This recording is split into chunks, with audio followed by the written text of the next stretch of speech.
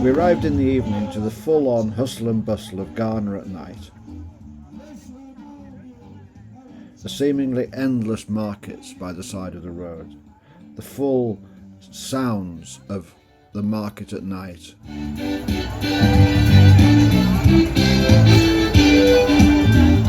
When we woke next morning, we found that we were in a very nice hotel indeed, and we enjoyed the breakfast together as a team every day from then on, and sometimes went swimming. For some reason, the Ghanaians always found my hair quite fascinating. Every time I went to the reception, the lady wanted to stroke it. And she wasn't the only strange woman that I met there. We visited the school today, just to acclimatise ourselves, to renew contact with old friends. Did you say in Polish? And to meet some new ones. Nice to meet you, both. We were very, very impressed with the standard of the staff that we met, some of whom had given up quite good jobs. I was working at Tompo Roofing Systems. It was a roofing company. So did you take a drop in salary to come here? Yeah. Were you being paid more in your previous job? Yes, but the peace of mind here is much better. The joy of taking care of the kids is much better. You like Ghana provided a new staircase for the children. The old one was very narrow when the Department of Education said that the children could no longer use it. So we've been able to build a new one. The children were being fed at lunchtime, probably the only hot meal that they would get all day. We all had quite a sobering moment when we visited the Josie Crocker Research Hub, which has been created in memory of Stephen Heather's daughter, Josie, who so sadly died last year.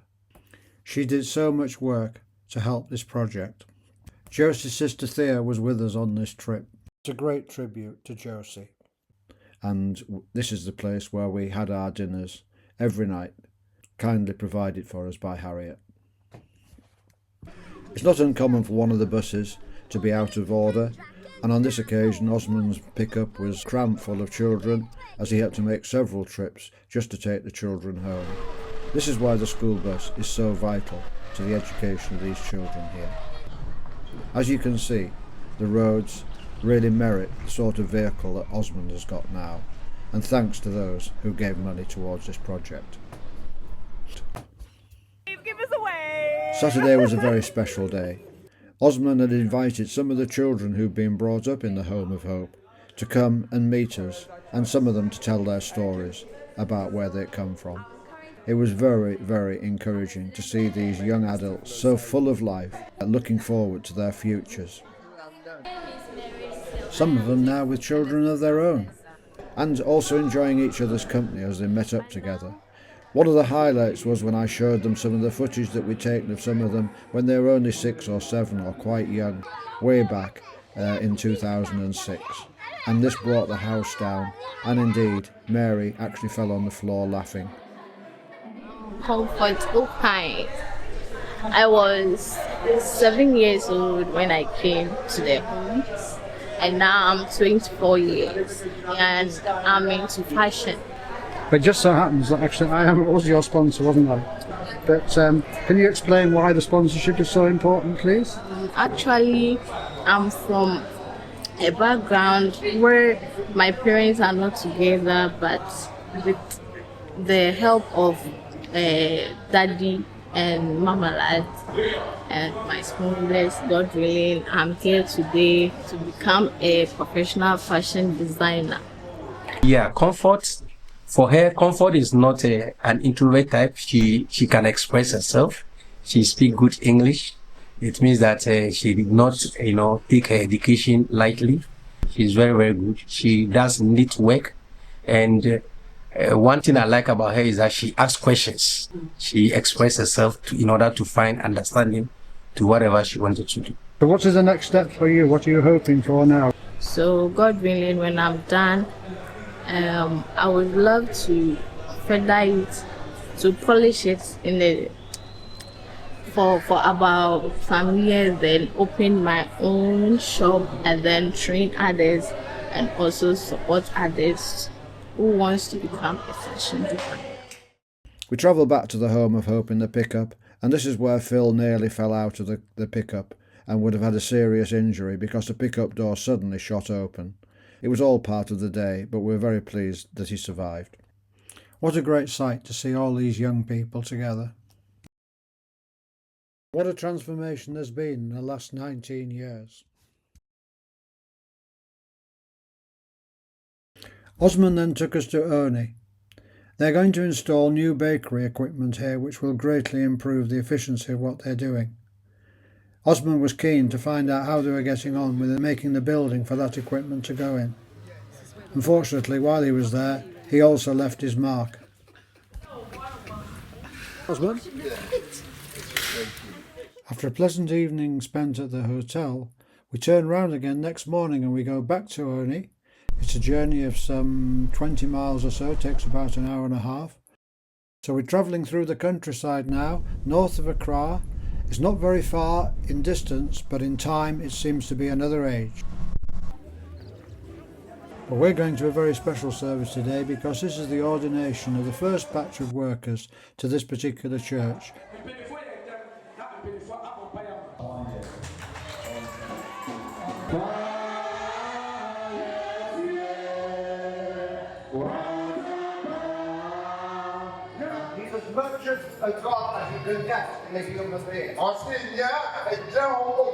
These young men and women had been training for 2 years and they were full of life and full of enthusiasm to get started. A lot of people in the congregation came up and gave them gifts. They did the commissioning and they asked the members of the team to give out the certificates to those who were graduating today, and it was a great day. It's unbelievably noisy.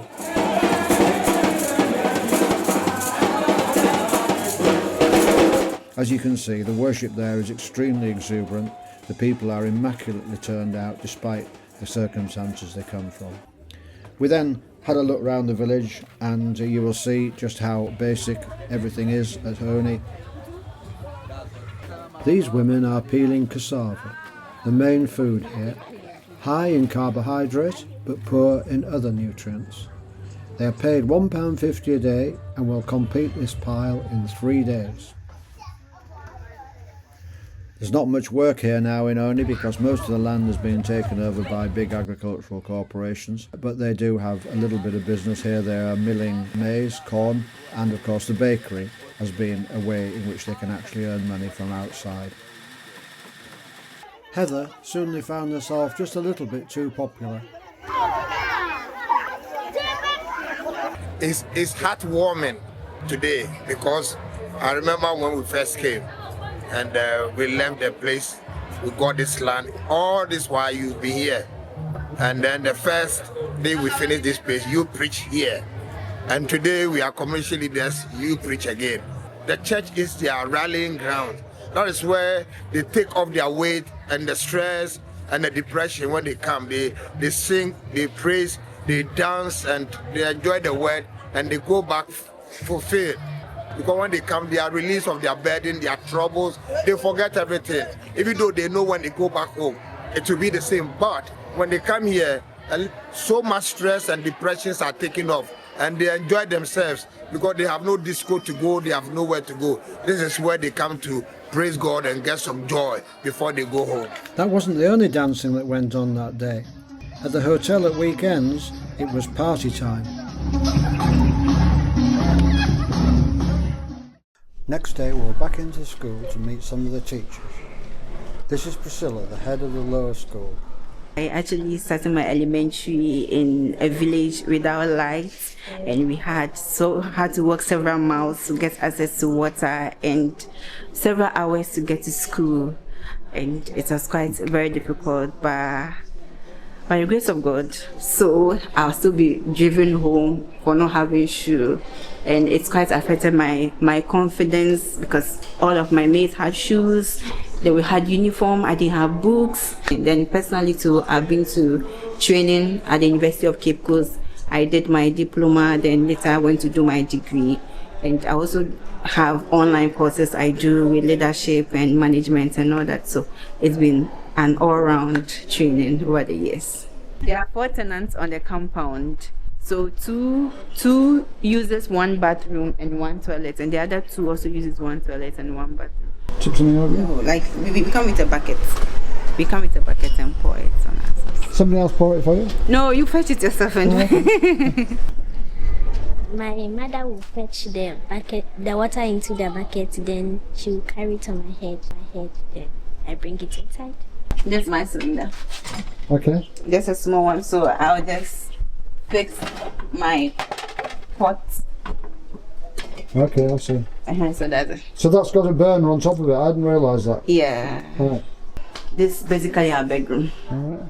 And does your daughter sleep here as well? Yes. When I look into my room, I say everything here is bought from the money that I worked for in this organization. We found out that Priscilla's child Tracy is also a sponsored child. For me being a teacher, if it will be a struggle for me to educate my child, then somebody who is not working will not be able to educate their child at all.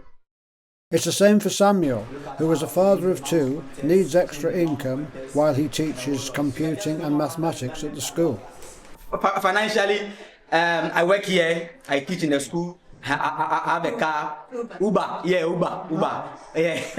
Uber. So after school, I take the car, then I work late in the night, then I close around 11, 12, then I come, then it means that in the morning to around 5, I have to wake up and come back and work here as well.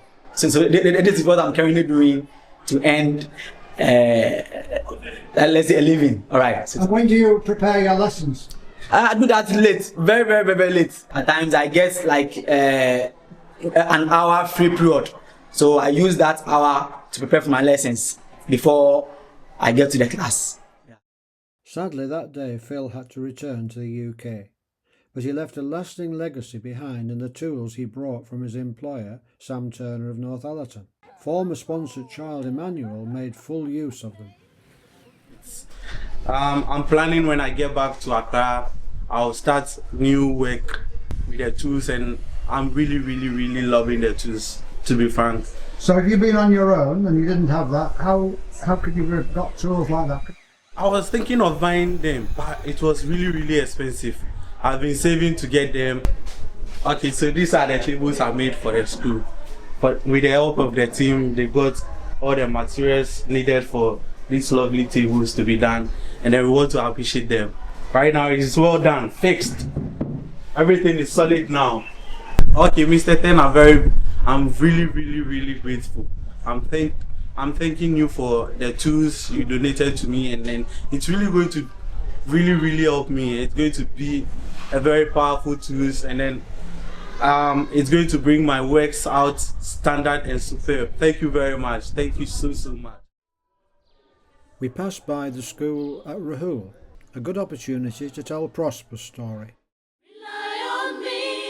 Rely on me every day. 6 years old when I was taken from this place to Osman's house. This is our room. During evening, we lay mats and sleep here. We put 2 mats here. Yeah. 2 mats, and we sleep here. We face our legs come to this place, our heads goes there. So we all don't sleep here. Only 5 of us sleep here. If the rain falls, sometimes it comes out from the roofing. Sometimes some come here. So the room gets wet. The children are very happy here, very happy. But here, they have something they call their own. My mattress, my pillow, my bed, my room, everything that they need, they have it. Since the time we completed in Fayef International School and entered into the secondary school, it has been a great opportunity for us. So when they finished the senior high school, we decided to get them into the schools to teach practically in order for them to know how to raise money for themselves. And then Prosper is also teaching in Rahul. I'm just trying to get all of them involved in something so that they will not think that every time they can rise up and come to me for money because tomorrow I may not be there again. Yes, we have some. I take out my tithe first. Then if maybe I'll buy any clothes for myself. We said sodium was having an extra of what? 1. So you were the actual head teacher then? Yeah, acting head teacher, acting accountant, administrator, class teacher, and a whole lot. Everything together. Okay. The Lord has made it possible through Daddy Osmond and then the team for me to have this place to be. Yeah. I never expected to be like this. I never expected. I never thought of it. Say, one day I would be who I am now.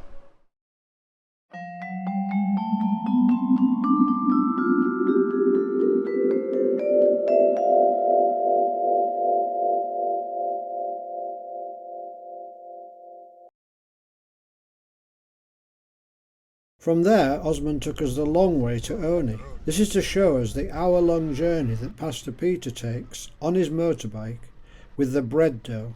This is why the new mixer is so vital. We stopped off for lunch on the way.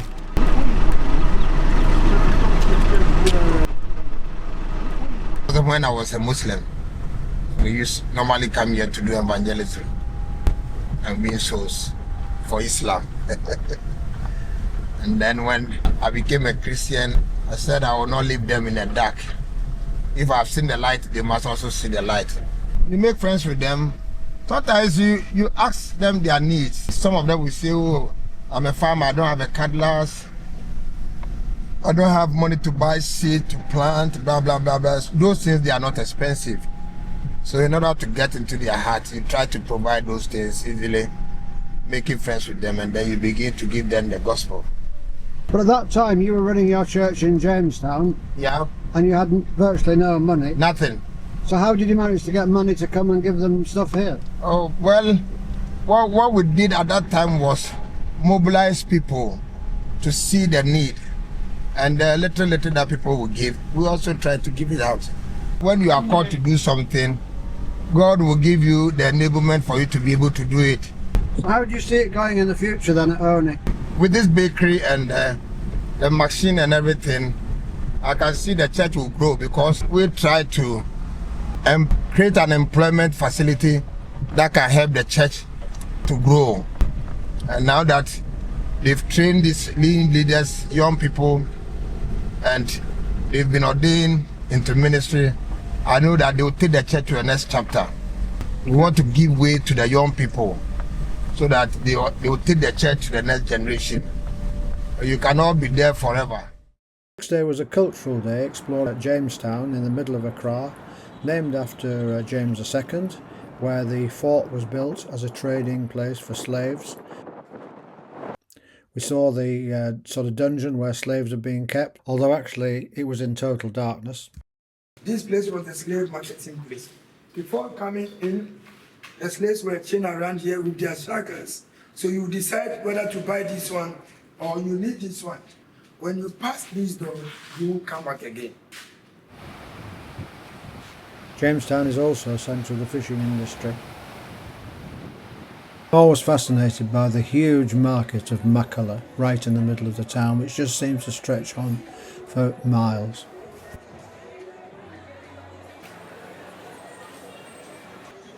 And I can never stop filming all the people carrying their goods on their heads, trying to see which is the biggest and most cumbersome one.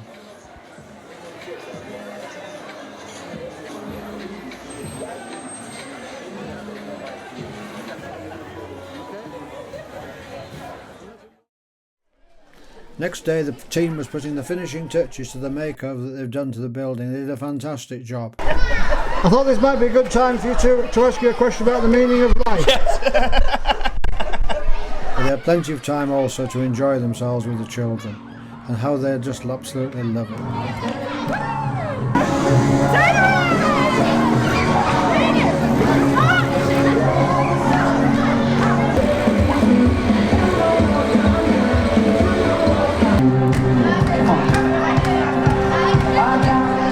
The team wanted to get the basketball net repaired, and that's how they met Raphael, who was a former student at Diamond Hill. So we went to see him in his workplace. Actually, my time in Diamond Hills was a good time, and actually it helped me a lot. learned how to speak English, write good grammar, learn how to talk to people. If it wasn't the scholarship, I don't think I could have attended Diamond Hills at that time. He's a very learner, a very fast learner. He's a senior apprentice, and at the same time, if I'm not around, he's the one who take care of here. So if you want to find a worker, you have to pay him, take care of him, so that he too will get happy to work for you. We measured from the building, then we drill the holes. After drilling the holes, we get our round pipes. We cut them into measurements, accurate measurements, then we dip them into the holes to get our window complete.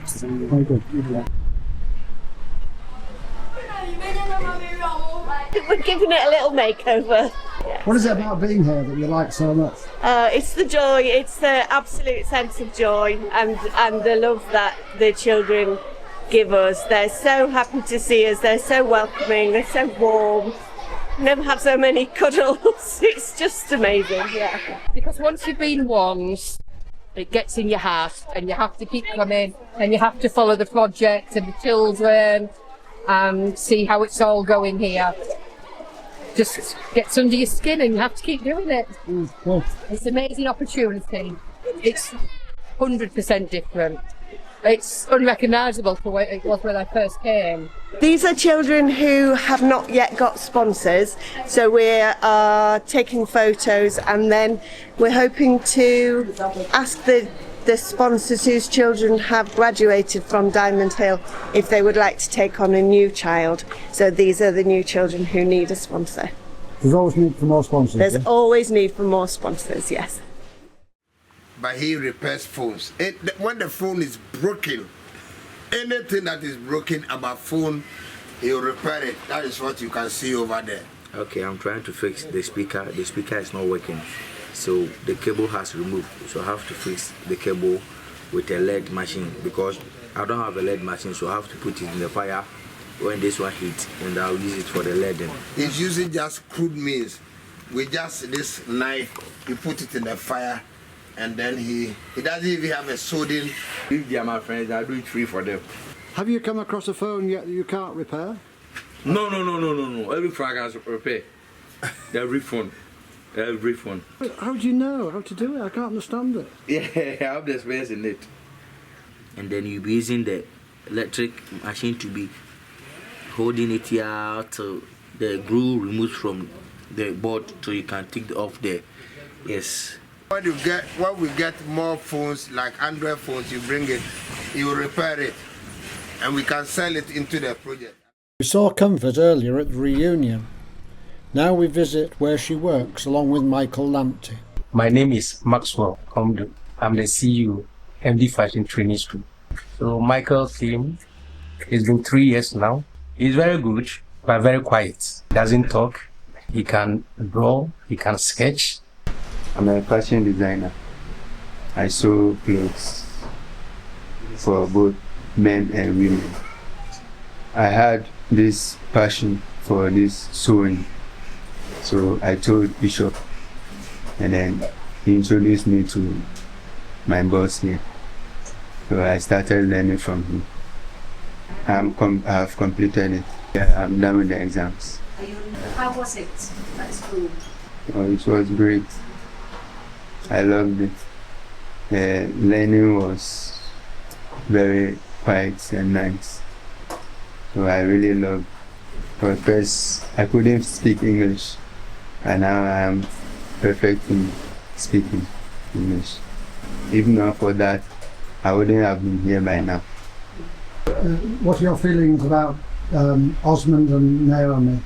What do they mean to you? They are very good parents. Excellent. They are excellent parents. Loving, caring.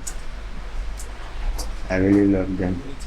He's somebody who can be able to do a task by himself without guidance. Yeah, my family's here changing now. We really come a long way. Michael also has a vital role as audio mixer at the Overflow Church. Maxwell had another surprise in store for us. I knew Bishop Osmond for almost 7 years now. And then I've also been to the school and I saw how he relates with the students, how he relates with the children, that he's taking care of them. And to be frank, Bishop is like a father to me. I don't know how to say this, but Bishop have done something for me, especially when I was married, that I cannot forget till now. He supported me. He supported me financial wise when I was getting married. He have supported me even though I don't go to his church. We are now on our way to Gifty's house and buying supplies from a market stall. This woman on that stall, you don't think she's made much money out of that at all? Oh no, they don't make much money. It's just a feeling of working, and when it's cooking, maybe the children also can get some of the food to eat. Then they make a small profit for themselves. Most of these poor families, it's the women who work hard, and the men, when they are not working, they just get something from what the women are doing. Gifty is away at university, but has come back to see her mother and sister at her home. So right opposite this house there are a series of very smart houses. And this is what we brought today. Hello? Hello, you're the sister. My sister. No, Oh, your big sister. Okay. And you're used to carrying things. Yes.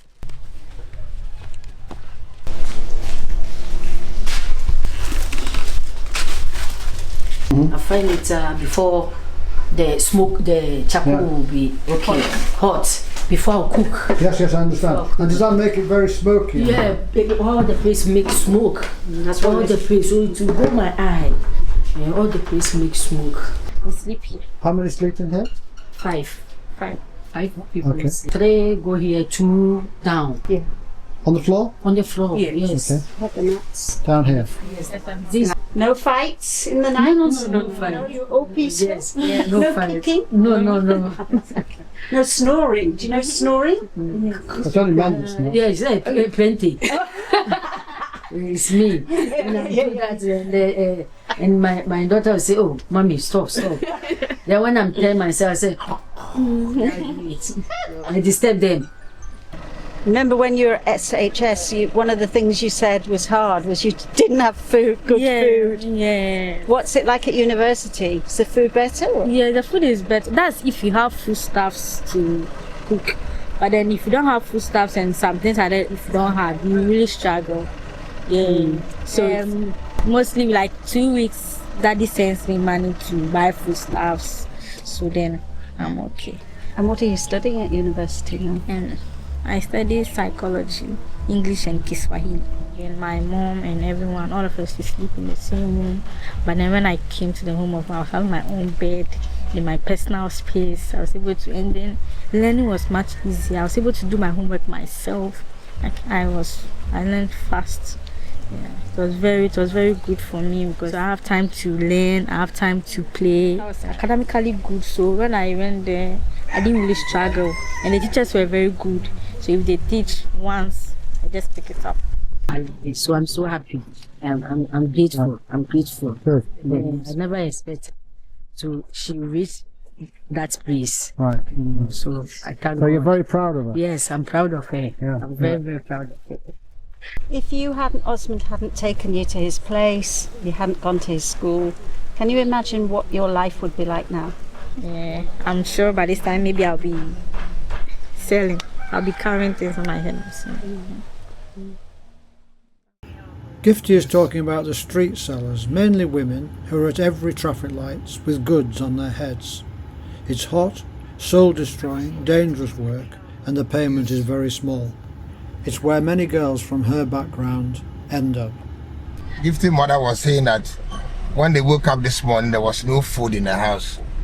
So they were just praying, and Gifty said they should pray. And so she asked Gifty to come and tell me. Gifty said no, she can't come and say anything. She can't come. She was feeling shy. Gifty is that shy person. And then lo and behold, I called them and said we are coming and we are bringing stuff. And so that was really, really a blessing. Later that day we went along to see Gideon at his window making business. Well, Gideon came into the home at the age of 14 years. And when he came to the home, he can't even speak one English. He's never been to school before. And through me, he started learning how to do these windows. About 10 years ago, he needed a very precise machine that he could not afford. Generous people from the UK gave him the money, and he has not looked back and is still using it. It is the bedrock of his business. Yeah, Ruben is still there. It's part of the skills. And now Achu feels that he's not good in school. Okay, so I asked him, what do you want to do, Achu? And he said, I want to learn Gideon's craftsmanship. So Achu have started. Just tell me how the business is going, Gideon. Oh, right now the business is slow. And how about your apprentices? How many are you employing? There are 7 people. I feel very proud because to see the investment you made into people, it's very, very important, because one day you'll be remembered by the investment you've made into people. It's not by what you had, but what you invested into people. And that is my most desire, to see people passing on and also helping others for what they received. They give back to society. And that's exactly what Gideon is doing, imparting back to society and helping other young people to get a education to work with and to also be able to look after other people and their family as well. Later we were able to go to Gideon and Augustina's house and meet their family and see the better standard of living that they have. The floor. Lovely floor. Just great to see Gideon and Augustina improving their lives as a result of their hard work and dedication and the help they have been given. On the long journey back, I reflect that Gideon, like many Ghanaians, has to spend long hours travelling to work in hot, tedious conditions. And he excelled himself. He did very well. Very, very good lad. And he became the director of our project. Yeah. Everything is okay. Yeah, the job is going on, and we are doing the design. Okay, the house is like we are missing the concrete. And the church member to go and fetch the water, I bring it here. You need lots of water for all that cement? Yeah, they need a lot of water. Everything we do is the one, because of his sincerity and loyalty, he's the one who does all the buying and everything. Up to today, he's the one that we trust so much when it comes to dealing with issues, money. It's very, very, very efficient. Saturday's funeral day in Ghana. You see the red and black tents everywhere, and it significantly increases the traffic. We've just made a long journey to go and see Osman's mum. So how old are you? I'm 90 years. I'm strong. Yeah. I go to church. Mommy, go to. Mommy,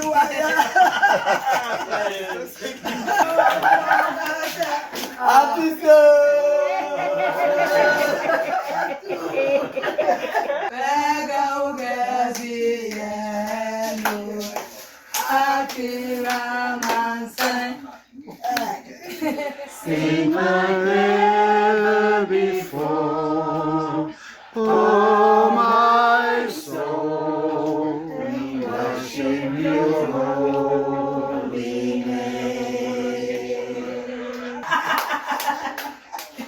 Then we made another very long journey back to the beach, which was very nice, and we had a nice meal there. The seminars that this team gave to the staff throughout the visit were very much appreciated, as were the gifts to them on the last day. It is always a great pleasure to renew friendship with Abraham Martha and their family. He is a talented musician who plays at his local church. I was amazed at the building that has gone on in their valley in the last 12 years. On our first visit, we found out that 60% of Abraham's teacher's salary was going on water. We use the gallons to go to get water from town. Yeah, we have to hire a car to bring it here, which is also expensive. My local village of Watt paid for a polytank so that they could buy in bulk and also sell to neighbours. the polytank too is here. God bless you very much because it's long time it's floating by this thing for us, the polytank, but we are appreciating and we are using it. You've got a proper kitchen, you've got a proper sink, This one is you've got a proper so cooker. I mean, when we compare this to what we saw before this will be amazing. This is where I cook. Yeah, this is my cabinet where I got my food stuffs. Yeah. So this is the fridge that I keep my things. Right. So when the things some left, I put it there in water. So this is the chicken that I went and buy and the sausage that I use. So this one I didn't use money to go and buy it. I went for credit. So if I sell it, then I go and pay. She's still living on credit even now? Yes, just now Regina went for credit for every day. So every day I'll go. you go and borrow money Yes. in order to just make enough for this day? For tomorrow. And then what you owe him you take, When I sell, then I go and pay and I take and you another take one. what's left? Yes. And I take another one for another day. Martha sells her pre-cooked meals on a roadside stall near the house. It's their main income and a precarious one. Little by little they've improved their home dramatically since we were last there. Really fantastic compared to what I saw before. You got tiles on the floor here. Since returning to the UK, Abraham has sent me footage of his badly leaking roof. It's a leakage today. And in the dry weather, scorpions get in. As we leave, I reflect that no matter how hard-working or enterprising you are, the lack of financial capital is a constant handicap to progress in Ghana. We fly out late in the evening, so that gives us plenty of time to visit the Overflow Church. Overflow Church has been supported over many years by Mossvale Community Church, Paisley. It is a very modern facility. But before we go home, there's another surprise in store. Osmond started a new church. Then I made a commitment to God that I want to plant churches and win souls to the kingdom. I started buying the materials from my own pocket. When we finished the structure, I put Pastor Stephen there. I was doing ministry, but it's not going. So my friend, I met my friend and said, you know a bishop. So he introduced me to a bishop. So I went there, I took him as my father, and he took me as a son. So I told him that I can start something here. He said, okay, you help me. So he helped me to start something here. So that is how I met him. We just go for evangelism, house to house. We are now about 40 people. We have women fellowship, we have men fellowship, and we have the youth. Yeah, and do you have a job? We go to market. We have some people, they give us the goods. When we, after selling them, we give them the money. So we went there Friday, they give us the goods, about 3,000 plus, and we put it on our container. Sunday, like this, when we are doing church, they call us the container catch fire. Everything burn. So we have to pay for the container. Now, big debt. It's serious. We're still paying it off. Yeah, still paying off the debt for the goods in the container. So what did you do then? We are managing. How are you encouraging yourself? My bishop used to encourage us small, so we know that with God all things are possible. So I know that God will make it again for us.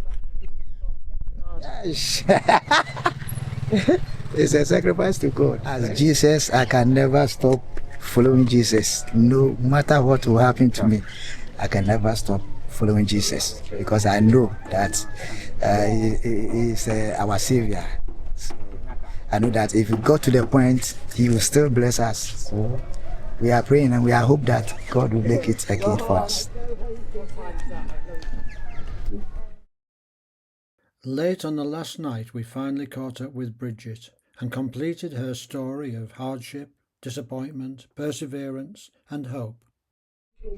So I'm Bridget Mensah, and I'm the age of 19, turning 20 So I came to Diamond Hill School when I think the year 2016. Hi, my name is Bridget. I am a girl of 13 years old. My sitting place. Okay.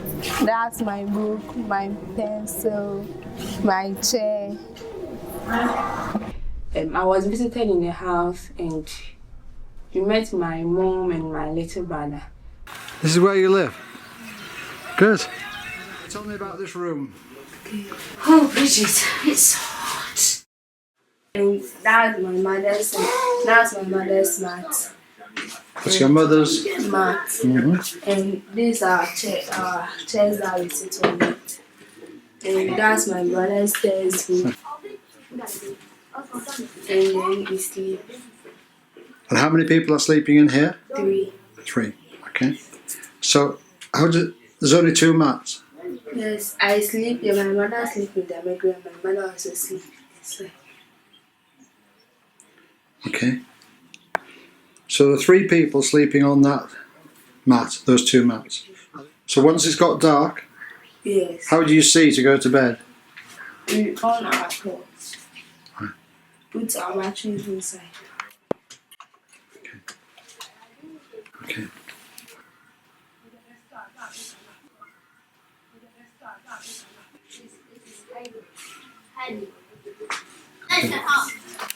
At the moment, this is very hot in here. You are sweating like I am. Is that like that all the time? Yes. We sweat like this all the time?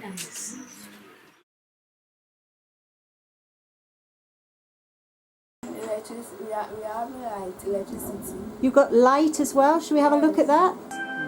So you have a light at night now, so you can see, listen to the music and enjoy it.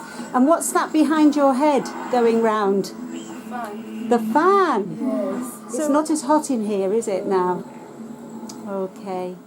And well, you've got your television on, haven't you? Yes. Lovely. You can listen to the music and enjoy it. Bed. So show me the bed. So, oh my goodness. So when I came before, you just had these 2 small mats. Where do you sleep, in the middle or by the wall? I sleep by my mom sleeping in the house. Lovely. Okay. So what are you doing, Bridget, now? I'm fetching water. You're fetching the water. Mm-hmm. Washing, cooking and bathing. Okay, Bridget. Yeah. You're off home. Yeah. Bye-bye. So I had to move to the Home of Hope because I lost my mom.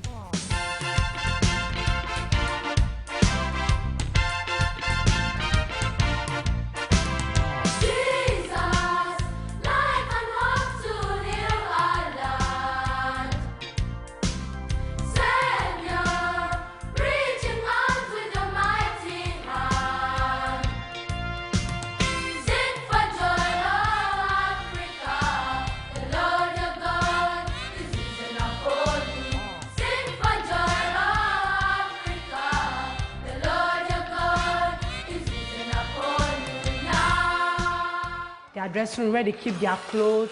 They have their drawers here where they keep their clothes, their brushes, their soaps. They hang some of their towels and they have their shoes here. Everything, the video, they have fun.